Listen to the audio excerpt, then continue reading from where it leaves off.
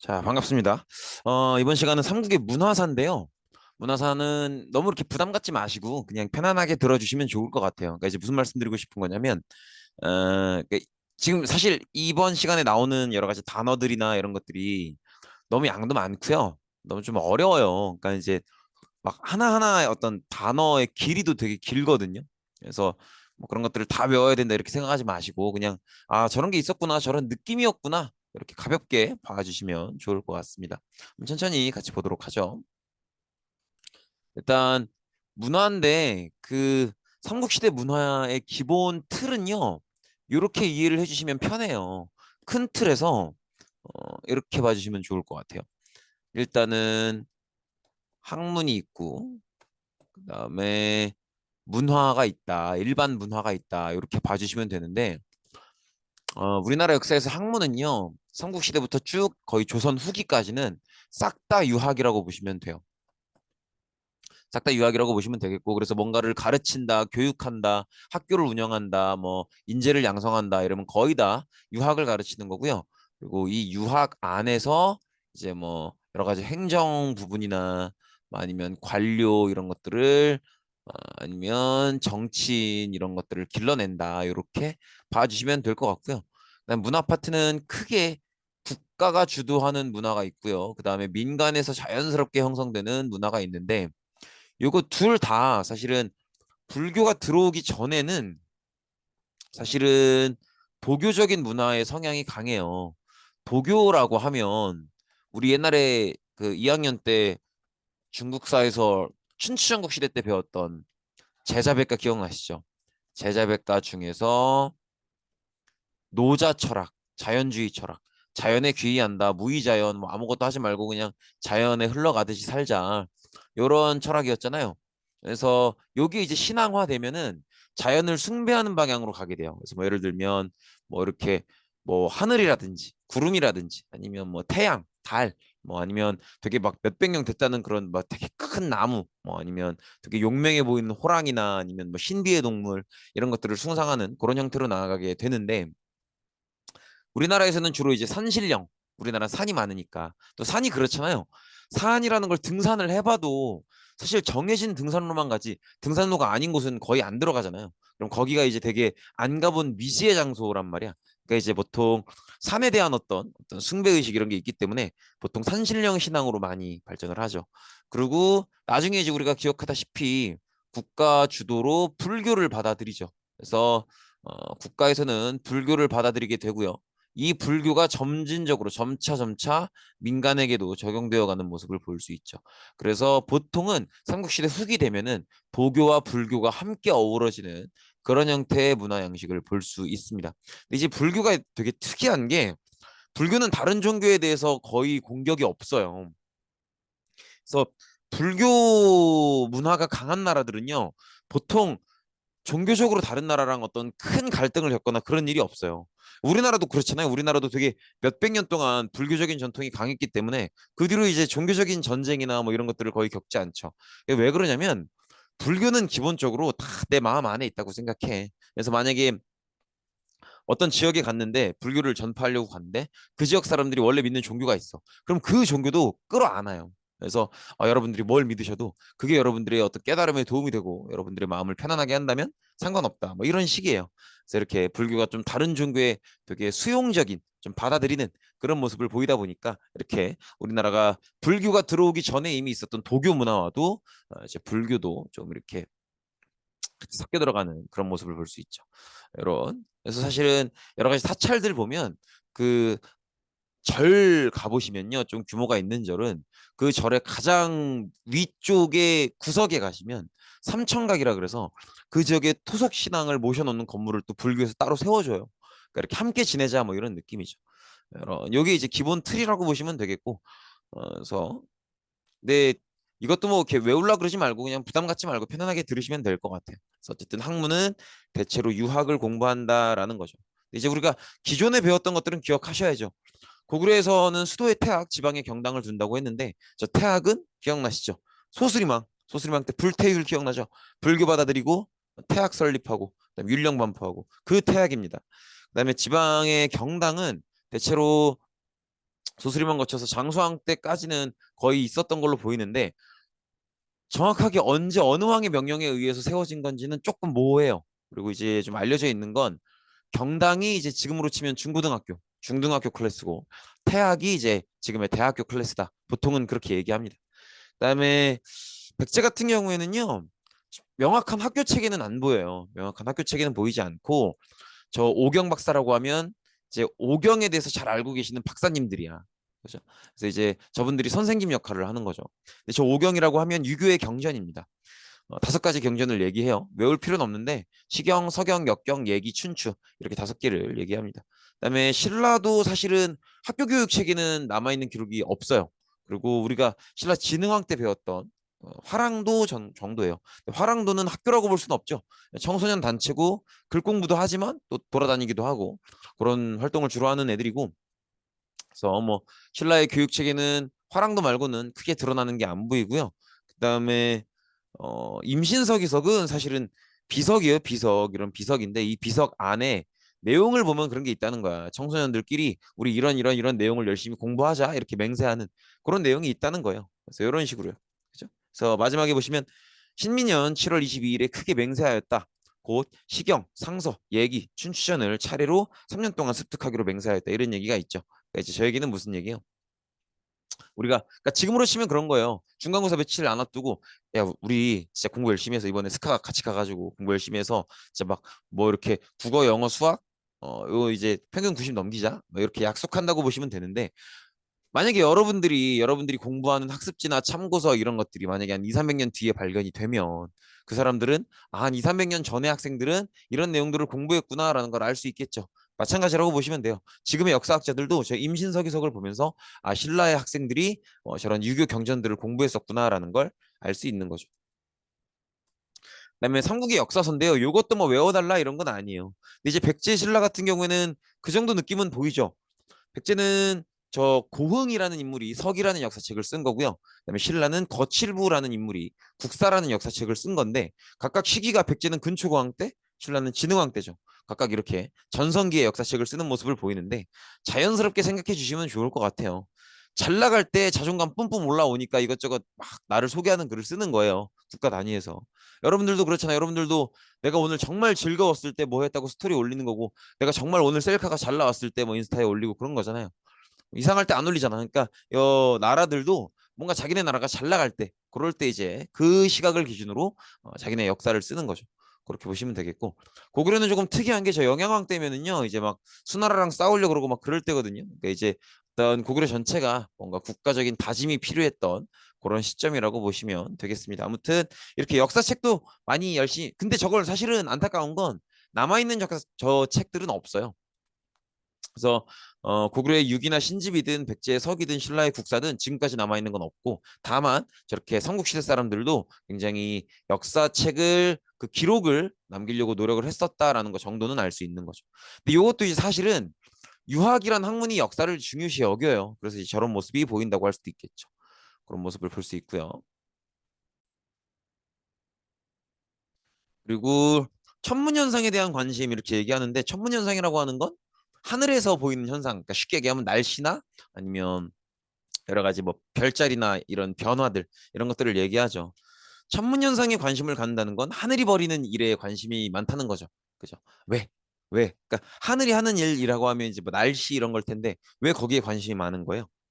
농업 때문이죠. 근본적으로는 농업 때문이고 대부분의 백성들이 직업이 농민이란 말이에요. 이 농업이라고 하는 게 물론 농사를 열심히 져야겠지만 농민이 열심히 해야겠지만 그것만 가지고 되는 게 아니죠. 기본적으로 날씨가 따라와 줘야 되잖아요. 근데 날씨가 어떻게 될지는 사실 알기 어렵잖아요. 그죠? 근데 이제 그러니까 백성들이 그렇게 생각을 하는 거예요. 만약에 지금 우리나라를 통치하는 왕이 정말 그렇게 신으로부터 인정받는 특수한 존재라면 최소한 어떤 신과 소통할 수 있지 않을까? 그런 믿음을 보여주는데 천문현상만한 게 없어요. 왜냐면 사실 왕 입장에서는 내 지배력을 인정받기 위해서 내가 신과 소통하는 특별한 존재다라는 걸 보여주고 싶은데 그 옛날에는 청동기 막 청동거울 반짝 이런 걸로 보여줬단 말이에요. 근데 그게 뭐 먹히면 얼마나 먹히겠어요. 그 한계가 있지. 그래서 이제 사람들한테 내가 왕으로서 신과 소통할 수 있는 특별한 존재다라는 걸 보여줄 수 있는 가장 좋은 방법이 사실은 날씨를 예측해서 알려주는 거예요. 그러니까 기상캐스터 노릇을 하는 거죠. 근데 사람들 생각에는 날씨라고 하는 건 하늘에서 신이 하시는 일인데 왕이 그걸 조절은 못하더라도 최소한 미리 며칠 전에 알아서 알려줄 수 있다면 그걸 어떻게 알았지? 신이 알려주셨나? 이런 생각을 할 법하잖아요. 그러니까 이제 그게 왕이 백성들에게 내가 뭔가 신과 소통할 수 있는 특수한 존재다라는 걸 보여줄 수 있는 가장 좋은 방법이라는 거죠. 그럼 이 예측은 어떻게 하나요? 항상 여러분들 알고 계시겠지만 예측할 수 있는 능력의 기본은 기록입니다. 기록. 그래서 1년의 날씨가 날마다 어떻게 변하는지를 꾸준히 그걸 막 10년, 20년 꾸준히 기록을 하면 그리고 그 기록을 읽어봤을 때 일정한 규칙성이 보일 거란 말이에요. 그럼 이제 날씨를 어느 정도 예언할 수 있게 되죠. 그래서 예를 우리 알고 있잖아요. 예를 들면 뭐 한 2월 말 되면 이제 조금씩 추위가 덜해질 거고 3월 되면 조금씩 본격적으로 따뜻해질 거고 한 3월 하순 되면 벚꽃 피고요. 그죠? 한 4월 되면은 이제 조금씩 본격적으로 따뜻해지기 시작하고 3월에서 4월 사이에 살짝 꽃샘추위라고 추위 살짝 있고 한 5월 되면은 이제는 조금씩 따뜻함을 넘어서 더워지기 시작하고요. 6월 되면 이제 본격적이죠. 그리고 7월 되면은 장마 들어가고 태풍 오고 이런 것들 규칙적이잖아요. 그래서 그런 것들에 대한 관심을 보여줌으로써 즉 왕이 이런 것들을 이제 신하들을 시켜서 기록을 쭉 하게 한 다음에 이 규칙성을 분석해서 어느 정도 예언을 할 수 있으면 왕권을 강화할 수 있는 계기가 된다는 거죠. 그래서 이제 많은 기록들을 남기는데 그 중에서도 사실은 날씨도 날씨지만 별자리나 달의 변화도 기록을 할 수 있을 만큼 변화하는 모습이죠. 그러니까 이제 별자리도 그 위치가 조금씩 변하고 달도 초승달부터 금음달까지 형태가 조금씩 변하는데 이런 것들을 이제 기록한 그림들이나 이런 것들이 남아 있다는 거죠. 그래서 사실은 고구려의 천문도는 지금 남아 있진 않아요. 남아 있진 않은데 나중에 이제 조선 초기 때 이성계가 세우는 그 조선 초기 때 천상열차 분야지도라는 밤하늘 별자리 지도를 만들거든요. 근데 그 지도의 구석에 뭐라고 써 있냐면 고구려의 천문도를 참고해서 만들었다 이렇게 써 있어요. 그러니까 이제 그 천문도가 지금은 남아있지 않지만 그래도 최소한 천문도라는 게 있었다라는 건 알 수 있는 거죠.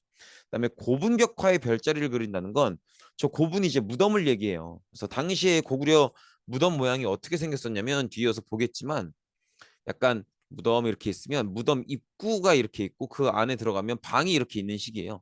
그럼 이 방의 천장 부분에 이렇게 별자리 그림을 그렸다라는 얘기라고 보시면 되겠습니다. 그다음에 신라는 너무 유명하죠. 첨성대고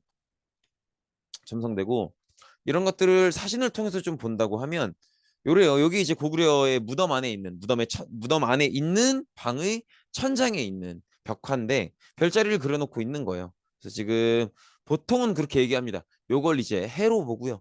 어, 요걸 어이구 어디 갔냐? 요거를 해로 보고요. 그다음에 요걸 달로 보고 요걸 이제 하나, 둘, 셋, 넷, 다섯, 여섯, 일곱 해서 북두칠성으로 보고 그렇습니다. 이렇게 무덤 안에 있는 방의 벽화에 천장 벽화에 그런 식으로 별자리를 그리는 그런 모습을 보이기도 했고요. 첨성대는 뭐 너무 유명하니까 요걸 통해서 별을 관측하는 도구로 썼다 그런 얘기하죠. 근데 이건 조금 이제 뭐 물론 이제 대부분의 학자들은 첨성대를 이제 별자리를 관측하기 위한 기구다 그렇게 얘기를 하지만 어떤 분들은 좀 다른 주장을 하시도 하는 게 그 첨성대에서 얼마 멀지 않은 곳에 신라 왕실이 왕궁으로 썼었던 월성이라는 성이 있어요. 그러니까 그런 왕궁의 성 바로 앞에 저걸 짓는다는 게 우리가 보통 별을 관측한다고 하면 별은 하늘에 있으니까 하늘이랑 조금이라도 가깝게 높은 데 지을 것 같잖아요. 근데 저렇게 평평한 평지에 왕궁 바로 앞에 지었다는 건 저게 실제로 별자리를 관측하는 용도라기보다는 어떤 하늘을 향한 제사의식에 썼던 게 아닐까 그렇게 생각하기도 합니다. 아무튼 이런 식으로 천문현상에 굉장히 관심이 많았다는 거 볼 수 있고요. 그다음에 요거 너무 중요합니다. 이제 금속예술인데요. 백제 금속공예의 가장 대표적인 작품 하면 백제 금동대학로예요. 너무너무 중요한 작품이고요. 사실은 저건 정말 행운으로 발견된 거기도 해요. 원래 저기에 뭐 무덤이나 백제 무덤 이런 게 있는지 몰랐다가 아마 그게 하수도 공사였나 그랬을 거예요. 하여튼 무슨 어 일반적인 뭔가 설비를 하려는 공사를 하려던 와중에 우연히 발견이 돼서 너무 수준도 높고요. 굉장히 수준이 높은 게 딱 봐도 보이죠. 이거 만들려면 만들 수 있겠어요? 못 만든단 말이야. 그러니까 굉장히 어려운 난이도의 수준 높은 그런 금속공예 기술이라는 게 보이고요. 그다음에 또 워낙 보존 가치가 높고 보존이 너무너무 잘 되어 있기 때문에 백제를 상징하는 그런 금속공예 유물이기도 합니다. 기본적으로 향로고요. 요 가운데 선이 보이실지 모르겠는데 여기를 기준으로 해서 요게 이제 뚜껑입니다. 요 뚜껑을 열면 요 안에 이제 향을 피우고 향로처럼 쓰는 거죠. 근데 요게 또 특징이 아까 제가 그런 얘기 했었죠. 문화는 원래는 도교 중심의 자연주의 문화였다가 불교를 받아들이면서 불교와 도교가 적당히 섞인다 그런 얘기를 했었죠. 그 대표적인 유물이 또 저거기도 해요. 그래서 지금 위에 보시면 뚜껑은 막 뭐가 삐쭉삐쭉 솟아 있죠. 요거 다 산을 표현한 거란 말이에요. 그러니까 이제 산은 대자연이잖아. 그러니까 이제 요 뚜껑은 사실은 도교적인 특징이 있는 거죠. 그다음에 요 아래 받침대는요. 요게 이제 연꽃이에요. 연꽃. 그래서 요거는 또 불교적인 특징이 있다. 그래서 도교와 불교가 융합되어 있는 그런 모습을 볼 수 있다 이렇게 얘기하죠. 그래서 백제의 금동대학로는 꼭 기억을 해 주셨으면 좋겠습니다. 너무 멋있죠? 한번 이렇게 한번 낙서를 다 지우고 보면 굉장히 멋있죠. 굉장히 예쁘다고 볼 수 있겠죠. 그다음에 신라인데요. 신라는 금관이 유명해요. 그리고 저 금관을 포함해서 왕족들이 찼을 것으로 보이는 여러 가지 주얼리, 꾸밈 양식이 굉장히 유명한데 특히나 금관이 왜 유명하냐면 저 금관을 금으로 만드는데 그 금을 다루는 공예 기술이 너무 섬세하고 뛰어나요. 어, 그래서 그 기술 수준 때문에 유명한 거고요. 그다음에 두 번째로는 지금 보통 이제 무늬가 이 모양이 약간 이렇게 돼 있잖아요. 약간 옛날 칠지도 보는 것 같기도 하고 약간 이렇게 사슴뿔처럼 이렇게 돼 있죠. 요거는 과거에 북방민족 중에 가장 오래된 민족 중에 스키타이족이라고 있거든요. 걔들이 주로 저런 문양을 써요. 그러니까 이제 신라가 문화적으로 어떤 면에서는 북방민족의 흔적이 조금 남아 있나 이런 생각을 하게 만드는 그런 공간이기도 하죠. 근데 그런 것보다도 역시 금을 다루는 그런 기술이 너무너무 뛰어났다라는 그쪽으로 좀 더 유명하다고 보시면 되겠습니다. 이거 보세요. 굉장히 섬세하긴 하죠. 그래서 이게 이제 귀걸이인데 굉장히 극도로 섬세한 모습을 볼 수 있죠. 요거 정도 확대해 보면 이런데 장난 아니죠. 요 알갱이들을 어떻게 만든 건지 모르겠죠. 저 알갱이 하나가 보통 크기가 한 0.3mm 됩니다. 이거 제가 확대하고 확대해서 이렇게 보여드리는 거지 실제로는 그래서 경주나 이쪽 박물관 가시면 신라의 금속工业품을 꼭 전시를 해놓는데 전시를 할 때 보통 돋보기를 같이 놔줘요. 얼마나 작게 섬세하게 만들었는지를 한번 느껴보시라고. 그래서 이런 모습을 볼 수 있죠. 그다음에 이제 무덤인데요. 무덤은 고구려 같은 경우에는 처음엔 돌무지 무덤으로 시작을 했다가 나중에 굴식 돌방 무덤으로 바뀌는데 돌무지 무덤은 간단해요. 그냥 시신 누가 돌아가시면 그 시신을 관에 놓고 관 주위를 이런 식으로 돌로 쭉 쌓아 올립니다. 이런 식으로 돌로 쭉 쌓아 올리고 그다음에 마무리는 큰 바위를 원하는 모양으로 잘라서 그걸로 마무리를 해요. 근데 어떻게 마무리하냐면 이렇게 계단식으로 마무리합니다. 그래서 이 고구려의 돌무지 무덤은 다 완성하고 멀리서 보면은 마치 뭐처럼 보이냐면 크기를 굉장히 작게 미니어처로 만든 그런 피라미드처럼 보여요. 나중에 사진 보실 거예요. 그래서 그런 형태였었다가 시간이 흐르면서 이런 굴식 돌방 무덤, 즉 무덤 안에 방 같은 공간을 두는 그리고 그 방으로 들어갈 수 있는 입구를 무덤 바깥부터 연결해서 만드는. 그러니까 여기 이렇게 입구가 있는 거예요. 여기 이렇게 입구가 있는 거야. 이런 형태의 무덤을 만드는데 이게 이제 단점이 뭐냐면 돌무지 무덤은 저건 도굴이 안 돼요. 그러니까 도둑들이 문화유물 몰래 훔쳐가는 걸 도굴이라고 하죠. 근데 돌무지 무덤은 도굴이 안 돼. 도굴이 딱 봐도 안 되겠죠. 근데 불식돌방 무덤은 입구가 있기 때문에 굉장히 사실은 도굴이 흔하고요. 그래서 굴식돌방 무덤으로 형성된 무덤은 막상 실제로 발굴 조사를 시작하면 뭐 많이 안 나오는 경우들이 대부분이에요. 그러니까 다 이미 누가 훔쳐간 거죠. 그런 모습을 볼 수 있고요. 여기 이제 돌무지 무덤의 가장 대표적인 사례인 장군총입니다. 딱 봐도 좀 작아 보이긴 해도 피라미드 같은 느낌을 주죠. 그다음에 요거는 이 쌓아 올린 돌들이 무너져 내리지 않게끔 받쳐주는 받침돌이라고 보시면 돼요. 요거는 그렇죠? 받침돌이라고 보시면 되겠다. 이렇게 보시면 되겠고. 그다음에 나중엔 이제 처음엔 저런 식의 돌무지 무덤이었, 예, 요런 식의 돌무지 무덤이었다가 나중에 점차 굴식 돌방 무덤으로 바뀌어 나가는데 요건 이제 굴식 즉 그 굴이 무덤 안으로 들어가는 입구입니다. 입구로 딱 들어가면 돌로 만들어진 방이 나온다는 거죠. 그래서 불식 돌방 무덤 이렇게 얘기를 하고요. 방이 있다라는 건 그 방을 구분하는 벽이 있다는 거잖아요. 그래서 보통은 고구려 무덤에는요 이렇게 벽화가 많이 그려지는 모습을 볼 수 있습니다. 많은 무덤들에 이제 안에 들어가면 벽화가 있는 거죠.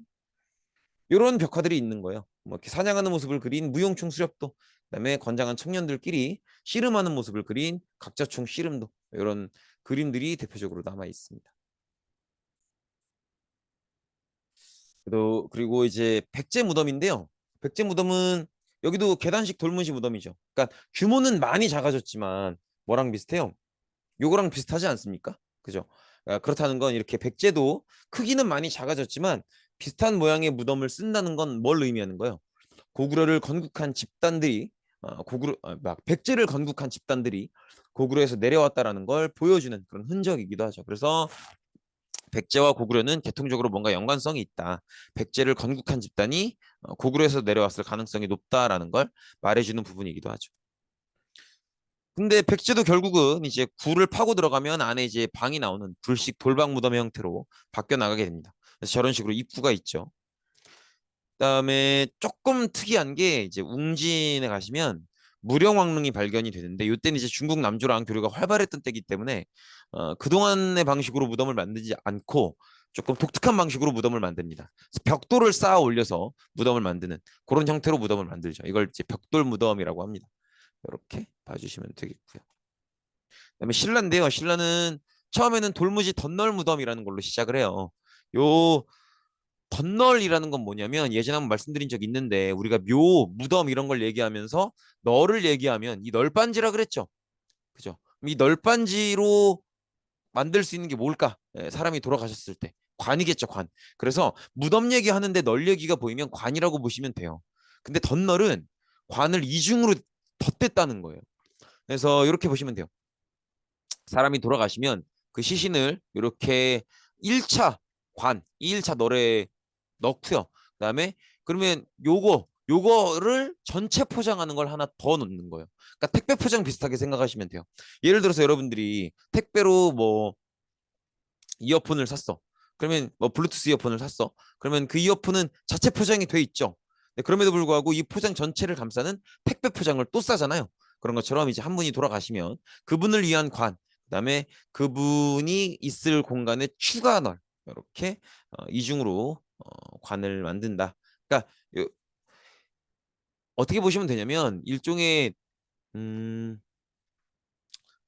그러니까 이중 포장이에요, 이중 포장. 그래서 시신이 있으면 1차 널로 관을 만들고, 그다음에 이 관까지 들어가는 전체 공간에 두 번째 관을 만들고, 이렇게 보시면 됩니다. 그리고 이 두 번째까지 만든 이 관을 딱 자리에 놓고, 그다음에 그 주변에 이렇게 돌덩이들을 쭉 쌓아 올리고 이런 형태인데, 고구려랑 차이가 있다면 고구려는 돌무지 쌓는 것까지는 똑같아요. 근데 고구려는 마무리를 더 큰 바위를 잘라서 피라미드 형태로 하죠. 그런데 신라는 그 위에 흙을 덮습니다. 그래서 이 흙을 덮기 때문에 규모가 굉장히 커요. 그래서 신라의 수도였었던 경주에 가시면 대릉원이라는 곳이 있는데 그 대릉원에 가시면 진짜 거대한 공룡이라도 붙었을 것 같은 막 거대한 그런 무덤들이 나타납니다. 보시면 이런 거죠. 여기에 그냥 보시면 뭐 큰가 이럴 수 있는데 그 옆에 건물들 크기 보세요. 그러니까 이제 무덤 하나하나가 건물보다 훨씬 큰 거죠. 이런 모습을 볼 수 있고요. 근데 이제 신라도 나중에는 굴식 돌방 무덤으로 조금씩 바뀌어 간다는 거. 일단 요거는 천마총이라 그래서 요거 이제 돌무지 덧널 무덤의 사례인데 요 무덤도 결코 작지 않아요. 꽤 커요. 꽤 크고 그리고 봐봐. 아까 우리 돌무지 덧널 무덤 봤을 때 이런 형태였잖아요. 그러면 이렇게 이중으로 만든 널을 주변에 다 돌을 쌓아서 막는 거니까 요 독을 되겠어요? 안 되겠어요? 안 되겠죠. 그래서 이런 사진이 나오는 거예요. 이거 뭐냐면 천마총이라고 원래는 돌무지 덧널 무덤이에요. 도굴이 되면 안 되는 그런 무덤이었는데 도굴은 도둑이 몰래 가져가는 거니까 하면 안 되는 거지만 어떤 연구팀에서 공식적으로 정부의 허락을 받으면 할 수도 있겠죠. 그래서 이제 신라 경주에 있었던 천마총이라는 무덤을 발굴 조사를 해봤는데 이건 이제 돌무지 덧널 무덤이니까 도굴된 게 거의 없고 부장품이 그대로 다 남아 있어요. 그래서 워낙 많은 부장품이 남아 있고 또 가치가 너무 높다 보니까 국민들에게 공개를 하고 싶었던 거죠. 그래서 후세에 이렇게 돌무지 덧널 무덤 안에 작은 박물관 형태로 만들었던 겁니다. 그렇게 봐주시면 되겠고요. 그다음에 이제 신라에서 발견되는 유물들인데 금관은 아까 봤고요. 그다음에 말다래는 요것 때문에 천마총이라고 부르는 건데 사실 무덤 이름 끝에 총자가 붙으면 무덤 주인이 누군지 모른다는 뜻이에요. 아직 밝혀지지 않은 거죠. 근데 왜 천마야라는 이름을 붙였냐면 여기서 이 무덤에서 말다래가 발견이 되는데 이 말다래라고 하는 건 이제 말을 탈 때 그 말과 나를 같이 보호하기 위해서 덧대는 안장 옆에 덧대는 보충 재료라고 생각하시면 돼요. 근데 거기에 이렇게 하늘에서 내려온 것 같은 하얀 말을 그렸기 때문에 천마추엉이라고 합니다.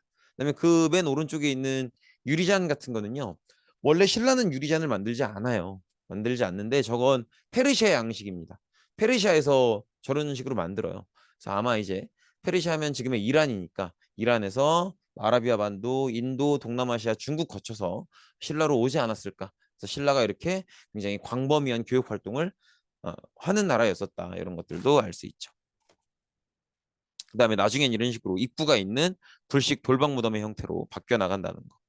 이렇게 보시면 되겠고. 그다음에 다른 나라와의 교류인데요.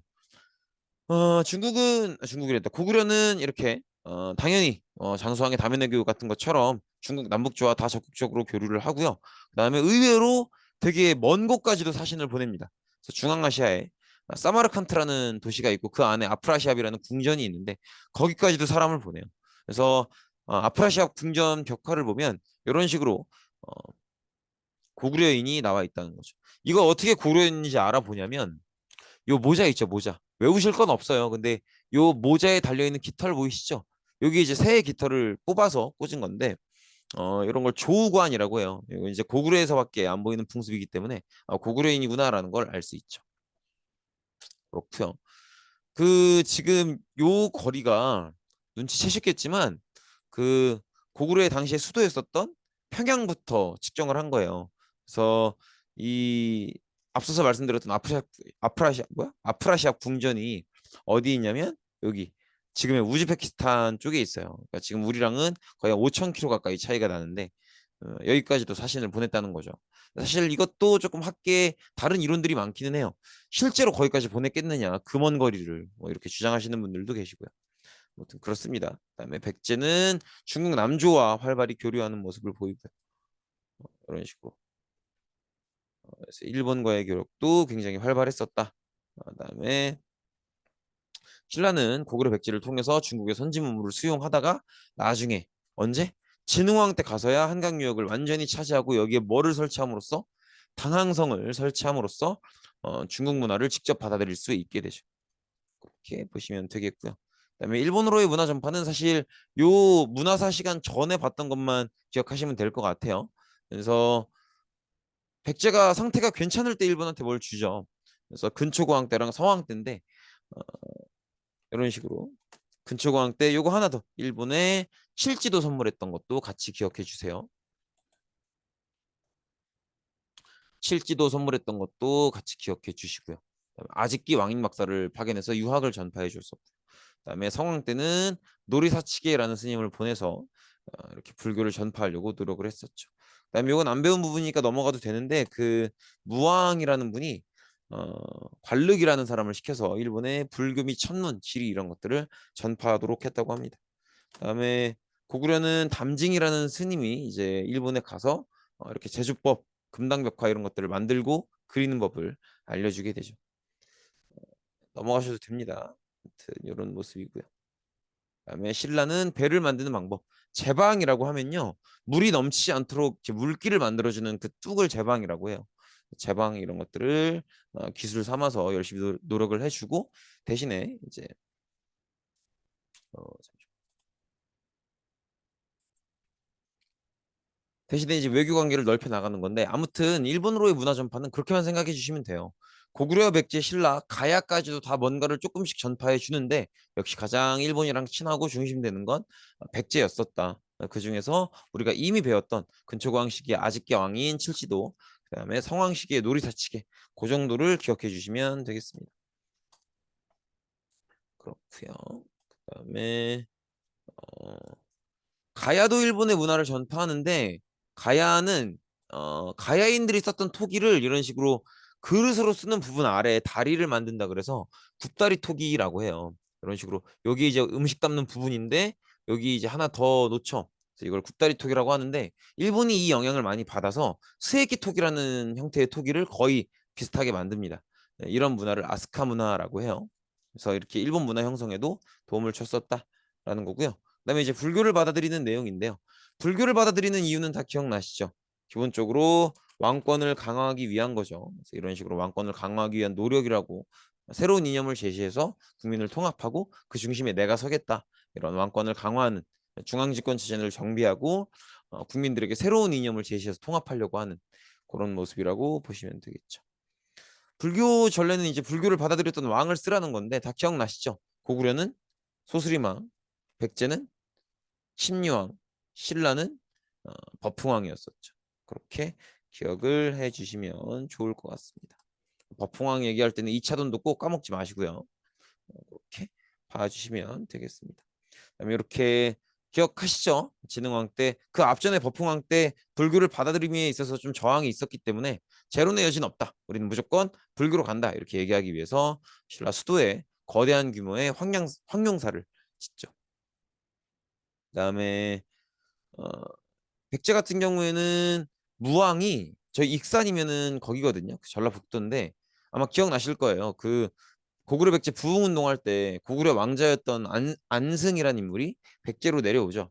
그 지역이 지금의 익산이에요. 전라북도 익산인데 아마 저 익산이라는 도시가 만경강이 흘러요. 그래서 무왕은 익산을 되게 중요하게 생각을 했던 것 같아요. 그래서 익산으로 천도할 계획도 있었는데 이제 시도대로 안 된 거죠. 그래서 결과적으로 천도를 하진 못하지만 익산으로 천도를 하려는 노력을 했었다. 그래서 그 준비 과정으로 이 미륵사라는 사찰을 세웠던 겁니다.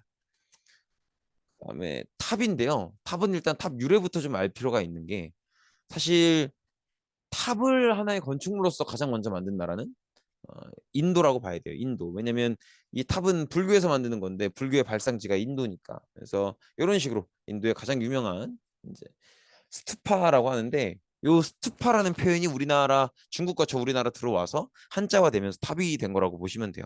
근데 이제 기본적으로 탑을 만드는 이유는 그렇다고 해요. 되게 깨달음을 얻으신 분들은 깨달음을 얻기까지 수양을 되게 길게 했을 거 아니에요. 그래서 그런 분들이 돌아가시면 화장을 해도 되게 알갱이들이 몇 개 남는다 이거예요. 그래서 그 알갱이들을 살이라고 부르고요. 그걸 보관하기 위해서 이렇게 탑을 짓는 겁니다. 이런 게 이제 부처님 살이죠. 그래서 이렇게 보시면 되겠고. 그다음에 이렇게 부처님의 사리를 보관하기 위해서 탑을 만드는 거기 때문에 그 막상 그 사리를 넣어두는 어떤 지금 보시는 것처럼 어떤 병이나 상자 같은 것들을 마련하기도 해요. 그래서 그걸 탑 안에 같이 넣는 거죠. 그래서 저건 이제 익산 왕궁리 5층 석탑을 해치했을 때 나왔던 사리를 담아두는 작은 그릇입니다. 이렇게 봐주시면 되겠고. 저 익산의 왕궁리 5층 석탑 있는 데는요. 나중에 한번 가볼 법도 한 게 진짜로 벚꽃이 되게 예뻐요. 그래서 한 번쯤은 가볼 만도 하죠.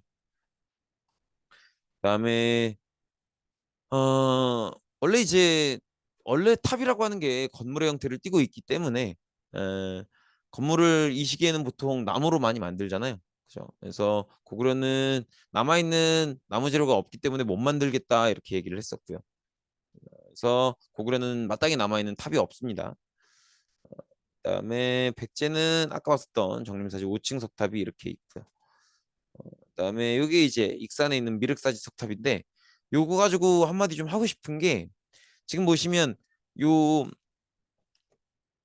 부분이 요 부분이 원래 그러진 않았을 거 아니에요. 원래는 이제 요런 일반적인 탑의 문양이 다 들어가 있는 거겠죠. 근데 저 지금 이 부분은 사실은 일제강점기 때 이렇게 해놓은 거예요. 일본 정부가 일제강점기 때 이렇게 했던 건데 요게 얼른 보면은 무식하게 저게 뭐냐 이렇게 생각할 수 있지만 요거는 사실은 우리가 무조건 욕할 부분은 아니에요. 왜냐면 어 문화재를 원래 복원한다는 게 굉장히 수준 높은 기술을 필요로 하거든요. 어려워요.